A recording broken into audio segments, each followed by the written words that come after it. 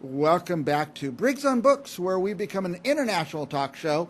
Our guest this morning, our first guest today, Pastor Owen Williams, who's been here before, fascinating writer and a fascinating mind, too. Welcome, Pastor Williams. Thank you for having me again, Mike. Thank you so much for calling me, asking me to come back on your show. I don't get invited back to too many places, so thank you. I'm a reader, I'm a writer, I'm a scholar. I got a couple master's degrees, so when I get someone like you that we could talk to again and again, it's a real pleasure for me. I love your approach to things. Where are you right now, Pastor Williams? I'm back in Pflugerville, Texas. It's 20 minutes north of Austin, and like every place else down here, we are in the preheat going into the heat. Yeah. I make the mistake of thinking people from Texas know other people from Texas. We can't get a grasp of how big Texas really is. Well, I live in Travis County. There are 56 counties. Travis County is about 1,000 square miles. Wow. To put that in perspective, yeah. I think all 5 boroughs in New York City are 300 square miles. So that's how huge it is. So It's big.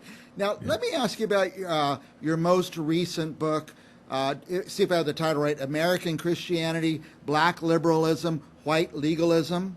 Tell me about that book. Yeah, American Christianity, Black Liberation, White Legalism. This is a book, once again, like all my books, but this book is looking at a different topic or concept, and that is looking at the dichotomy between preaching Christianity and living Christianity.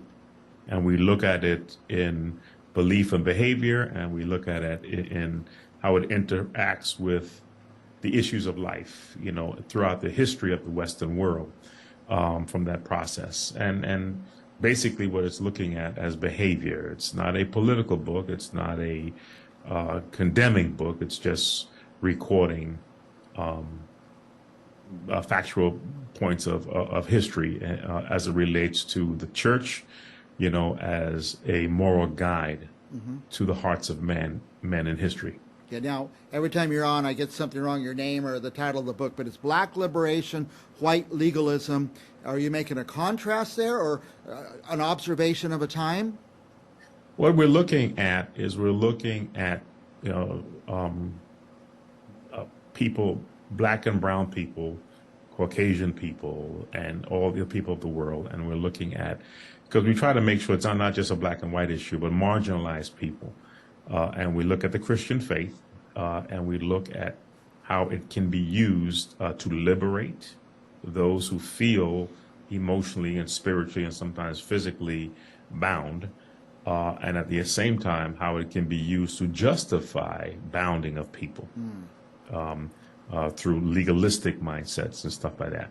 And we want to kind of point out that process, that if we look at the purity of the Synoptic Gospels, we'll see clearly that all those things are in there, but that is not what is recommended, or that's not what is commanded through the Gospels.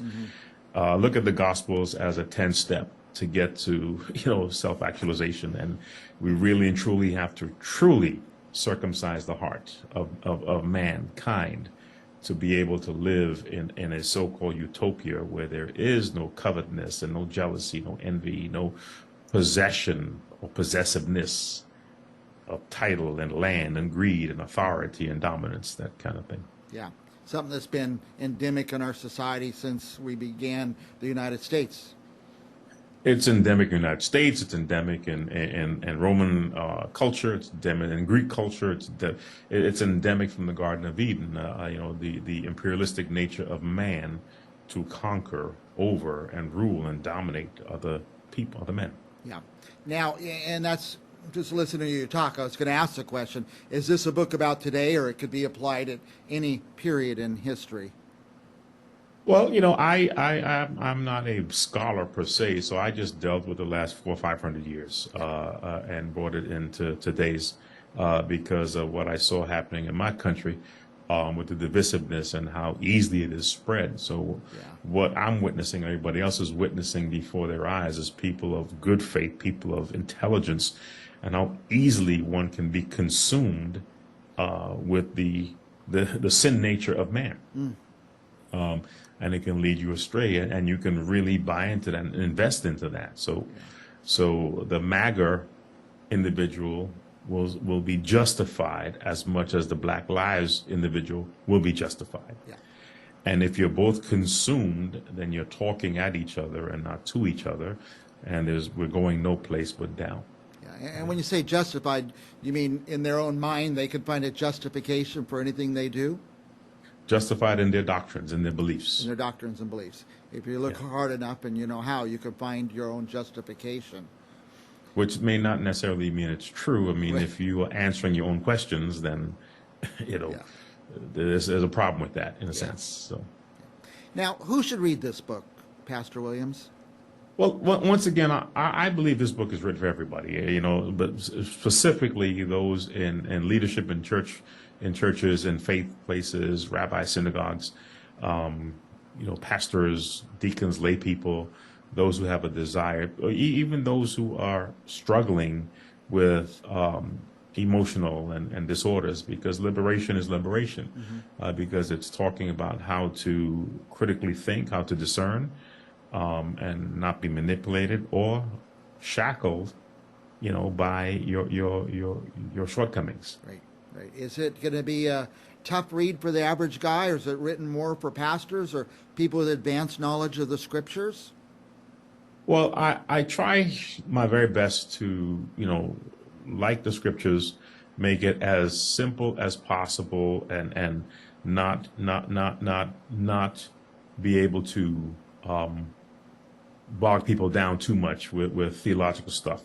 Yeah. But whatever's in there, they will be able to understand, from that process, because I try to blend it in with what's happening in society today, Nice. That aspect, and point out this is what's happening in society. This is what the scriptures teach and talk about. Here are some examples of this process of what went down. I was so busy asking all these questions, I failed to put the cover of the book up, which we have now, American Christianity, and it's starting to get a little notice out there, isn't it? Some real reviews. I'm going to put this review up. I'm being told that when you create something, every human being has a desire for immediateness and not eventuality. But I'm being told that it is getting a lot of attraction and traction on the online markets. They said it only came out in May, and it has about 9 reviews. A lot of 5-star ratings, which they said is very good for that time. And we have about 5 or 6 more reviews coming down the pipeline from professional editors and book companies and stuff like that coming in. And I tell you, from a guy who sits on this side of the camera and who reads an awful lot of books, that's really important to me, because almost every other day I'm having to choose a new book to read. And if somebody's gone before me and kind of sorted out, what's what, it really helps. So those reviews really help for people who buy and read books. Well, I am not, there used to be a commercial back in New York, Cy Sims, educated consumer is our best customer. Well, I am not an educated consumer. I know what I want and I buy it. There you go. But I'm finding out now more that reviews are very important. Yeah. So I ask people to read the book when they read it and review it critically for me, and if they want to put something, what they got out of it from that process. I'm gonna, by the way, put the book back up. I'm sure you can't see what we're showing here, but here's the cover of the book. But and it's been out about 4 months. Came out in May, mid-May. So that's about 3 or 4 months in now. But it's not your first book. I'm putting up here the cover, The Corporate Christian. Yep. And then The Corporate Christian too. Are those still out there and available? They're out there. These books really and truly are being republished this year by myself. I've been doing some editing for that to make it a series. It's Corporate Christian 2 and 3, so it's 3 of them. They also speak in reference to kind of a liberation, but it's coping skills in the corporate environment. Very good. Between the Christian faith and Christian beliefs versus corporate behaviors, and what is looked at as a measure of success. Now, where would one get these books? All my books are on Barnes and Noble, Amazon, Ingram Spark, KDP, and they're pretty much in paperback and Kindle. Oh, Kindle too, yeah. They haven't gone to audiobooks yet, Yeah. but we're working on that. If I may say, Pastor Williams, you're the best voice. I hope if they go to audiobook that they use your voice. Thank you so much, sir. Thank you. It's a very challenging process to write a book. Yeah, well, yeah. But it's even more challenging to get it marketed and published Yeah. and stuff like that. So I'm always impressed somebody could get like I say, anybody could write a book, but finish writing it, that's the hardest. That last few, edits and stuff just seem to take forever. But after that, Right. there's a giant process, isn't there? yeah. I'm learning that, and you have to be very patient, very detailed, and you don't know everything. So you depend. And I have a wonderful team with Cascadia, Kylie in Denver, and Judith in Munich there. So they're kind of global. So right now we've been getting this latest book into some commercials have been made for it, and now we're getting into the Frankfurt Book Fair, and we're going to try to get some of the book expos as they start coming up. Very good. throughout the summer. I could talk to you for hours, Pastor Williams, but we're out of time. How about some last thoughts for our viewers? Well, when you look at the title, I mean, it's what it is, but it's not, if you're thinking, divisiveness and black people, white people, this and that, it's not that type of thing. The book goes into a broad base of topics. We talk about predatory capitalism and where's this coming from. We talk about some of the laws that were written down in America in the 1600s to perpetuate or have slavery in perpetuity. From people who prayed to God and give God thanks for this new land that they're living in. Yeah. And then we talk about the change in dynamics in America, with the Civil War and the Wilberforce group and the abolitionists to change what slavery is all about. Yeah. And then the fight to bring it back, through the Jim Crow years. And then what we're looking at now, I'm not saying that we're trying to put people back into slavery, but we're looking to restrict certain things. And once again, the individuals who are doing that now have no idea what transpired 80, 90, or 100 plus years ago. So the ideology and doctrine's a little different, and it seems to be more spiteful more than anything else. It does.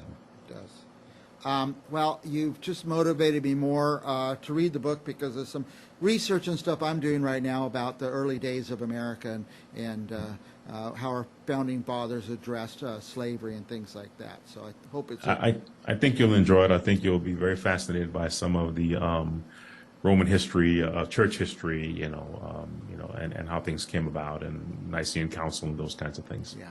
Yeah. Well, Pastor Owen Williams, the book is American Christianity, Black Liberation, White Legalism. Thank you for coming on the show, and hopefully we'll have you back in a month or so. Thank you so much, and congratulations on your 1 million+ views. Thank you very much. So we thank you for that. Well, your recent interviews helped us get there, so we appreciate you too, Pastor Williams. We'll be back with more Briggs on Books right after this.